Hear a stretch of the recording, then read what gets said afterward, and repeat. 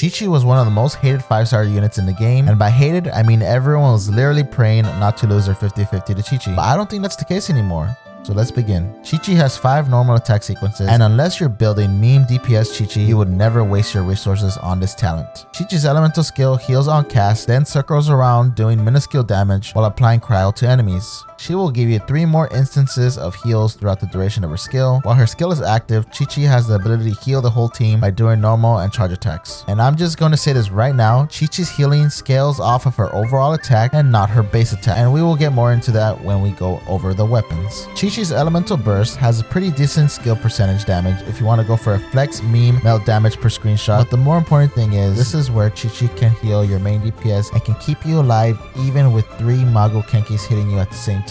When you cast her elemental burst, QiQi will do AoE damage and put the talisman little thingy symbol onto the enemies for like 15 seconds. And when a character hits an enemy with the talisman symbol, they will get a tremendous amount of healing as long as they keep attacking the enemy. This is excellent for kind of selfish main DPSs that like to stay on the field for a while. It does have a big energy cost of like 80, so you will need some kind of battery to pump her up with energy if you want to use her burst often off of cooldown. Her passive talent, Former Lives Memories, displays Liwei's exclusive resources on your map. QiQi's long prolonging methods give you a 20% incoming healing bonus when the character causes an elemental reaction while QiQi's elemental skill is active. I guess what they want you to do is like apply her cryo with her elemental skill and then do some kind of like freeze or superconduct or melt to get that increasing healing bonus on your character, so that way QiQi can heal you more while she's not on the field. The last passive talent that QiQi unlocks is a glimpse to the Arcanium. This allows QiQi to apply Fortune Preserve Talisman with her normal charge attacks. So this is what I think her talent allows you to do for your rotations. You do a quick swap to QiQi, use 3 normal attacks. This allows you to heal the whole team for a little bit while her elemental skills casted. Then hopefully you apply the talisman onto the enemies within those 3 hits, because it is like a 50-50 chance, so hopefully you didn't get unlucky. Then you switch to your main DPS, and for like a solid 5 seconds, which is plenty of time to fully heal a character that has average health. This is a good rotation to get some healing if you really need it. So in conclusion of her healing capabilities, for the most part, QiQi is a single target healer, which is ideal for like a selfish main DPS that would like to stay on the field, such as Eula. If you want to heal the whole party, you have to commit to her being on field and attacking while her elemental skill is active. C1 QiQi is decent. I guess they're trying to help QiQi with her energy restoration problem. The only thing I don't like is that it takes too much work. You need to cast her elemental burst, then be close enough for the enemies to be hit by her elemental skill. And just for 2 freaking energy particles, woohoo! Thank you, Mihoyo. Thanks for this freaking cracked C1 Constellation. Thank you. C2 is absolute trash. Why does Mihoyo want us to build DPS QiQi? This is a waste of a Constellation in my opinion. C3 is okay. At least they boost up the level of your burst first. C4 is trash and copium at best if you are bad and can't dodge enemies or don't have a shield.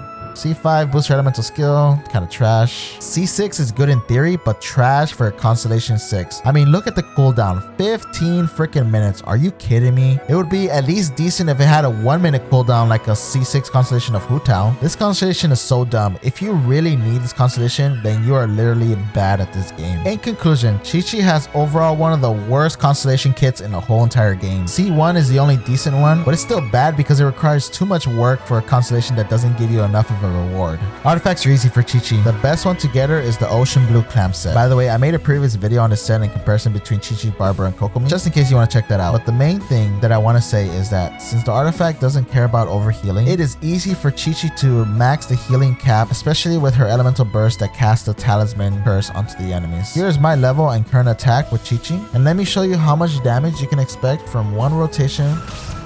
Alright, talisman, boom. 32k. Look at that. 25k. You see that? That's why her passive talent's good, because you can cast it and then bang, that's one rotation right there. Easy rotation. So in my opinion, this is what makes building QiQi worth it. Before the set came out, there's really no point in putting in QiQi as a support, but now that she can provide significant amount of off-field damage, she now has more value as a character. With this artifact set, the stats you want to go for your sand space is either an attack percent sands or an ER sands, depending on what you need. Because really guys, you don't need to overdo attack percent, okay? And I do want to say that you really only need to go just above 2k attack. That is enough to supply good healing, because after that it's worth it to invest more into energy recharge, because she can struggle to get her burst up consistently. If you are using a set, the goblet to go for is an attack percent goblet. But if you want to build her as DPS for like a meme or something, you can go with a crowd damage. But if you just want to go for the healing and for the off-field damage with the clam set, attack percent goblet all the way. Now if you're wondering between a healing bonus and an attack percent circlet, the one to go for is a healing bonus. Substeps to go for would be attack percent, energy recharge, recharge, and crit rate and crit damage if you really can. Like if you can really actually maximize your stats. This will give you the most amount of healing, which will help you maximize the damage from the set the fastest. And I forgot to say, if you don't have the set, then I guess you can do like a copium freaking maidens build. But if you do that, you're losing so much value from the off-field DPS that she can do if she had the clam set. And if you're at that point, it's not worth farming the maiden's beloved. You might as well wait until you get the ocean hued clam. Now for the weapons, this is extremely easy for QiQi. She is super FCP friendly. For healer QiQi, you just want to get any weapon that has attack percent stat. So for the 5-star options, we have Summit Shaper and we have Aquila Favonian. For our 4-star option, it is going to be the Flute. For our 3-star options, it's either the Cool Steel or the Fillet Blade because they both have the same base attack and they both have the same attack percent. Now if you're lacking a little bit in an energy recharge department, you can go ahead and just pick up an energy recharge weapon such as the Sky Rider Sword, the Sacrificial Sword, I guess, but that's pretty much wasted on QiQi. You might as well save your Sacrificial Sword for a better character like Shincho or something else, Kazuha even. So instead of the Sacrificial Sword, a Favonian Sword would be better for QiQi. And of course, our 5-star option in terms of energy recharge is the Skyward Blade. Just like all your characters, focus on balancing your stats and just think of your weapon as like a 6 artifact. So now that I've gone over everything about QiQi and how to play her, let's go ahead and see what are some of the best teams you can put on her. Now for the teams, I did spend a while to figure out if she's good on any team except physical. I did try QiQi on like a Morgana team and it is not good. QiQi does not give enough energy particles for the team to constantly keep up our burst for Ayaka or Mona. In this case, Daona is the better option for sure. I did try QiQi in like a melt comp with like Yangfei and it totally did not go good. It went worse than Morgana. QiQi's crowd application is trash. And it's not like you can even have her burst and her elemental skill up all the time. It's not good. It's not good at all for freaking Yangfei. We weren't even causing melting reactions. The pyro application between Yangfei, Bennett, and Kazuha was just too good. It overpowered QiQi's little baby crowd application. Completely trash team. If you want to make a good QiQi team that doesn't require any 5-stars but her, then this team right here with Fischl, Shincho, and Beidou is a great option.